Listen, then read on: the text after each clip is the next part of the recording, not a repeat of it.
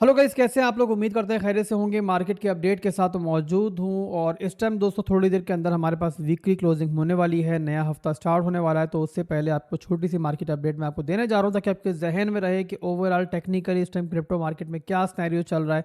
Last 2 days के अंदर weekend चल रहा था। वीकेंड वाले दिन नॉर्मली देखते हैं हम लोग कि वॉल्यूम कम होता है, वेल्स वगैरह इतनी एक्टिव नहीं होती हैं और इसी रीज़न की वजह से हमें लास्ट 2 डेज़ के अंदर दिखा है कि बिटकॉइन भी और ओल्ड कॉइन्स भी एक साइड वेज मूवमेंट के अंदर ही दिखे हैं, एक रेंज बाउंड सिचुएशन में दिखे हैं। तो यहाँ पे नया हफ्ता स्टार्ट होने वाला है, दोबारा वॉल्यूम मार्केट में आएगा और काफ़ी इवेंट्स जो हैं लास्ट डेज़ के अंदर गुजरे भी हैं, काफ़ी इवेंट्स कमिंग डेज़ में आ भी रहे हैं। तो यहाँ पे डिस्कस करते हैं कि आगे हम क्या सिनेरियो देख सकते हैं और पर्सनली यहाँ पर मैं क्या एक्सपेक्ट कर रहा हूँ आने वाले दिनों के अंदर। और यहाँ पे मैं ओल्ड कॉइन्स को लेकर क्या कर रहा हूँ, यानी कि बिटकॉइन को भी डिस्कस करेंगे छोटी सी वीडियो के अंदर और ओल्ड कॉइन्स की मार्केट को भी डिस्कस करेंगे। तो बिना किसी देरी की वीडियो को स्टार्ट करते हैं। सबसे पहले हम देखते हैं बिटकॉइन को। तो बिटकॉइन का चार्ट दोस्तों डेली के अंदर मैंने इस टाइम ओपन किया हुआ है, यहीं से वीडियो को आगे बढ़ाएंगे। आसान से जुबान में ट्राई करूंगा कि आपको सिचुएशन मार्केट के टाइम समझा दो।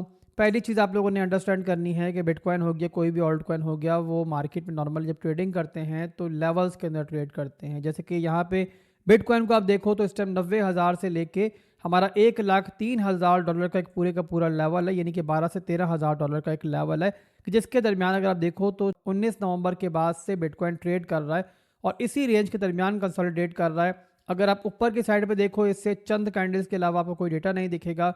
और इसी के अलावा नीचे आप देखो 90,000 से तो 73,000 के बाद से लेकर 90,000 तक आपको कुछ चंद कैंडल्स के अंदर पूरे का पूरा फासला, पूरे का पूरा पंप जो है वो होता हुआ दिखेगा, यानी कि नीचे के लेवल्स के अंदर भी खास डेटा जो है वो बिल्ड नहीं हुआ है। तो इसीलिए दोस्तों दोनों साइड पे जो है ना, हम कह सकते हैं खाइयाँ पड़ी हुई बिटकॉइन के लिए।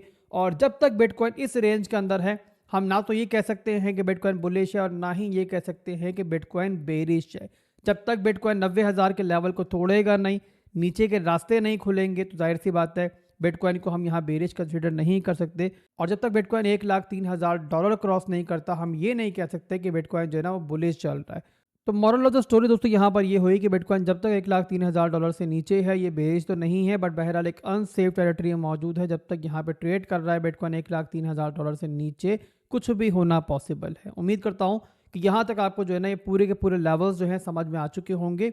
अब यहाँ से वीडियो को आगे बढ़ाते हैं और पहले हम चलते हैं वीकली के ऊपर। वहाँ पहले हम स्ट्रक्चर देखते हैं कि वीकली के अंदर क्या यहाँ पे स्ट्रक्चर जो है वो बिटकॉइन का बेरिश चल रहा है या फिर यहाँ पे पॉजिटिव चल रहा है। तो यहाँ पे दोस्तों वीकली के अंदर आपको एक चीज़ दिखेगी कि वीकली के अंदर हमें कोई खास बुराई चार्ट के ऊपर नहीं दिख रही है। जस्ट यहाँ पे एक मैसिव हाई बना है और उसके बाद यहाँ पर एक लो के मूव के अंदर बिटकॉइन मौजूद है, यानी कि मिलता जुलता वैसा स्ट्रक्चर यहाँ पे हमें दिख रहा है जैसा हमें नीचे यहाँ पे दिखा था जब बिटकॉइन ने 73,000 तक पंप किया था और उसके बाद नीचे की तरफ मूव हुआ था। यहाँ पे देखो स्ट्रक्चर को यहाँ पे, और यहाँ पर देख लो अभी के स्ट्रक्चर को, तो आपको मिलती जुलती ही सिचुएशन जो है यहाँ पर भी दिखाई देगी कि मैसिव पंप के बाद जो है बिटकॉइन एक कंसोलिडेशन में जा चुका है।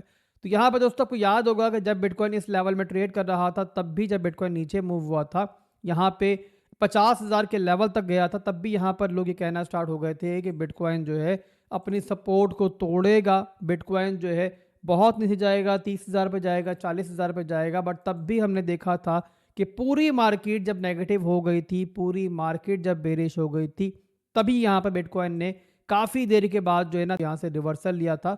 और यहाँ पर अगर नोट करो आप लोग इस मूव को, तो यहाँ पर आपको ये समझ में आ सकती है कि इस टाइम मार्केट में क्या होना मुमकिन है। यहाँ पे देखो आप लोग कि बिटकॉइन मुसलसल बेरिश चल रहा था और अपनी मेजर सपोर्ट पे पहुंचा था और उसके बाद फिर ये मूव देखो कि नीचे बिटकॉइन गया बड़ी स्पीड से, यानी कि लोगों को लगा कि यार अब कैंडल जो है नीचे जा रही है, तो ये सपोर्ट जो है ब्रेक होने जा रही है। ब्रेक होगी तो जाहिर है नीचे के हमारे 44,000 के लेवल और इसके बाद इवन हमारा 42,000 के लेवल का रास्ता खुल जाएगा।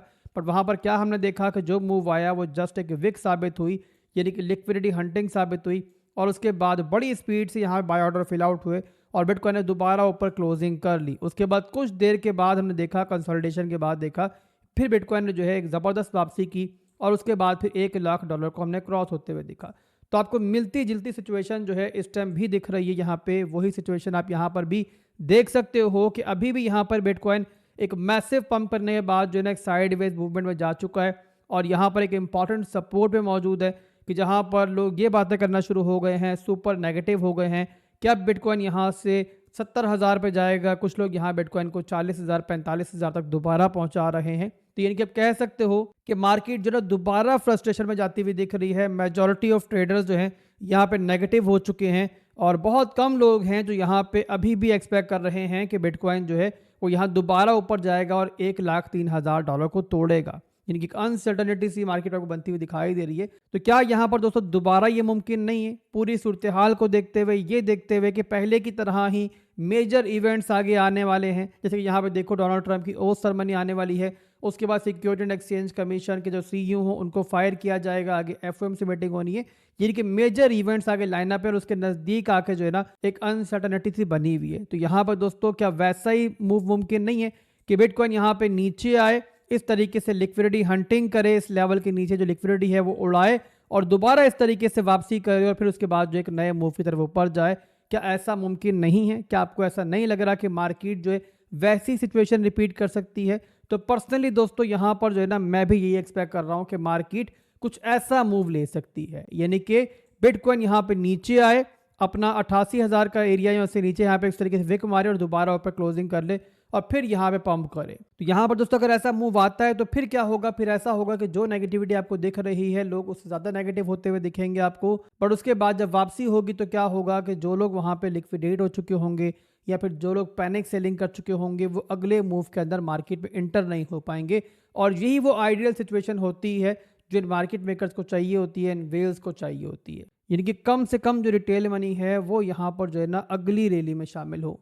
तो इसी रीज़न की वजह से जो मेरा फोकस है वो शॉर्ट टर्म की वॉलेटिलिटी के ऊपर नहीं है, बल्कि मेनली फोकस है मेरा वीकली क्लोजिंग के ऊपर, मैक्रो लेवल की क्लोजिंग के ऊपर। यहाँ पे जब तक हमारी वीकली क्लोजिंग जो है इस लेवल से नीचे नहीं होती, मैं यहाँ पर एक कंसिडर नहीं करूँगा कि लेवल जो है ब्रेक हो चुका है। हाँ, अगर किसी मौके के ऊपर मार्केट मैक्रो लेवल की क्लोजिंग जो है इस लेवल के नीचे कर लेती है तो फिर जाहिर सी बात है नीचे हमारे पास CME गैप भी मौजूद है, हमारे पास फेयर वैल्यू गैप भी मौजूद है, एक मैसिव लिक्विडिटी भी मौजूद है और यहाँ वैसे भी यहाँ पर खास प्राइस एक्शन भी नहीं है। तो फिर जाहिर सी बात है मार्केट उनको लेने जा सकती है, बट यहाँ उसके चांसेस मेरे हिसाब से फ़िलहाल भी कम है। बट जाहिर सी बात है मार्केट हमसे बहुत बड़ी है, हम हरगिज़ ये नहीं कह सकते कि जो हम कम एक्सपेक्ट कर रहे हैं मार्केट वो करेगी नहीं। तो इसी रीज़न की वजह से हमें जो है ना हमेशा मार्केट के साथ ही चलना है और जैसे मार्केट हमें करती हुई दिखाई दे उसी के हिसाब से मार्केट में हमें आगे प्लान बना के चलना है। तो ये ओवरऑल दोस्तों क्रिप्टो मार्केट की जो सूरत हाल है मैंने आसान ज़ुबान में आपको समझा दी है। इससे आसान ज़ुबान में कोई आपको नहीं समझा सकता मेरे हिसाब से, बड़ी आसान और क्लियर ज़ुबान में समझाया मैंने आपको।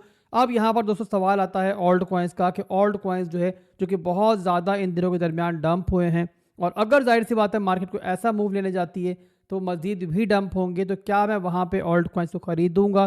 क्या आपको ऑल्ट कॉइन्स खरीदने चाहिए वहाँ पे? तो इसका जवाब मेरे भाइयों बिल्कुल सिंपल सा है कि अगर आपने अभी तक कोई बाइंग नहीं की है तो फिर यहाँ पर जो है ना आप लोग अपनी इन्वेस्टमेंट को 3 पार्ट से बांट सकते हो। एक पार्ट में कभी बाइंग करने का मशवरा मैं नहीं देता हूँ, कुछ हिस्सा यहाँ पे खरीद सकते हो। अगर मार्केट यहाँ पे थोड़ा डंप करती है, ऑल्ट कॉइन्स नीचे आते हैं तो कुछ मजीद हिस्सा खरीद सकते हो और उसके बावजूद आपने एक हिस्सा जो है ना अपनी बाइंग का वो साइड पे रखना है कि अगर मार्केट कोई अनएक्सपेक्टेड मूव ले लेती है, उम्मीद से ज़्यादा डंप कर जाती है, तो वहाँ पर आप लोग जो है अपनी पोजीशन को डीसीए कर पाओ, ना कि वहाँ पैनिक करो। इसके अलावा वो लोग जिन्होंने यहाँ पहले बाइंग की हुई है वो डीसीए करने का सोच रहे हैं तो फिलहाल के लिए आप लोगों ने डीसीए नहीं करना है। उस मौके पर डीसीए करना है कि जहाँ पे मार्केट या तो कोई क्लियर इंडिकेशन हमें ऊपर की तरफ दिखाए या फिर यहाँ पर मार्केट नीचे जाकर 90,000 की टेरिटरी को रिटेस्ट करे, यानी कि वो सिनेरियो बनता हुआ दिखे जैसा हमने यहाँ पे नीचे के लेवल पे देखा था। एक बात याद रखो, डीसीए के लिए हमेशा कभी भी हमने जो है ना 5% 10% के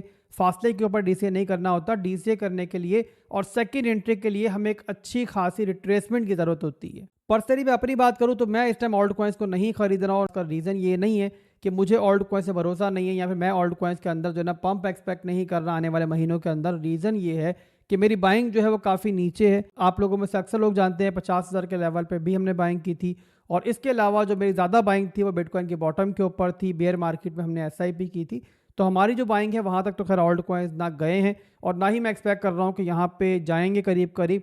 तो ज़ाहिर हमारी बाइंग नहीं बनती है और मैं तकरीबन कंप्लीट बाइंग कर चुका हूँ और मैं यहाँ पे सिंपली साइड पे होकर बैठा हुआ हूँ। हाँ, यहाँ पे लेवल टू लेवल ट्रेडिंग मैं करता रहता हूँ, स्कैल्पिंग करता रहता हूँ, शॉर्ट टर्म की ट्रेडिंग करते रहता हूँ, बट यहाँ पे मिड टर्म और लॉन्ग टर्म के लिए जो मेरा पोर्टफोलियो है, जो मेरे बैग्स हैं वो फुल है, तो यहाँ ज़ाहिर सी बात है मज़ीद खरीदारी का कोई जवाज़ नहीं है मेरे पास। बट ज़ाहिर सी बात है यहाँ पे हर बंदा डिफरेंट है। आप लोगों में से बहुत सारे लोग अभी भी होंगे कि जिन्होंने कोई खरीदारी नहीं की होगी, तो आपके लिए मैंने यहाँ बता दिया क्या कर सकते हो आप लोग। इसके अलावा बहुत सारे लोग होंगे जिन्होंने यहाँ पे थोड़ी ऊपर बाइंग कर ली होगी, वो लॉस के अंदर होंगे, तो वो डीसीए करना चाहेंगे। उन लोगों के लिए बता दिया मैंने क्या करना है आपको। तो उम्मीद करता हूँ कि यहाँ तक आपको समझ में आ चुकी है।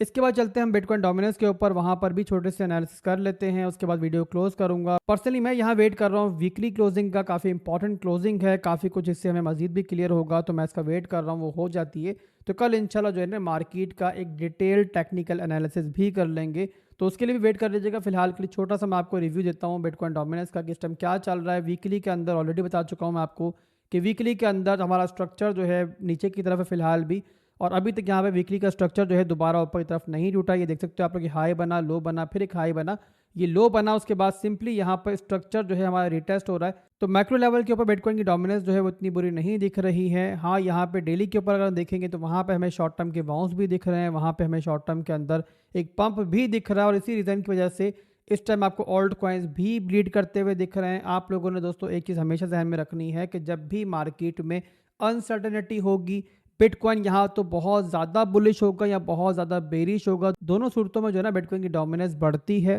पंप करती है, और इसी रीज़न की वजह से ऑल्ट कॉइन्स इतना अच्छा परफॉर्म नहीं करते। तो यहाँ पे बिटकॉइन की डोमिनेंस गिरने के लिए ज़रूरी है, ऑल्ट कॉइन्स के पंप करने के लिए ज़रूरी है कि मार्केट स्टेबल रहे, फंडामेंटली भी और टेक्निकली भी, तभी जो है ना ऑल्ट कॉइन्स के लिए एक अच्छा माहौल बनता है। और मैं अभी भी उम्मीद कर रहा हूँ दोस्तों कि यहाँ पर 2025 का साल जो है वो ऑल्ट कॉइन्स के लिए अच्छा जाएगा।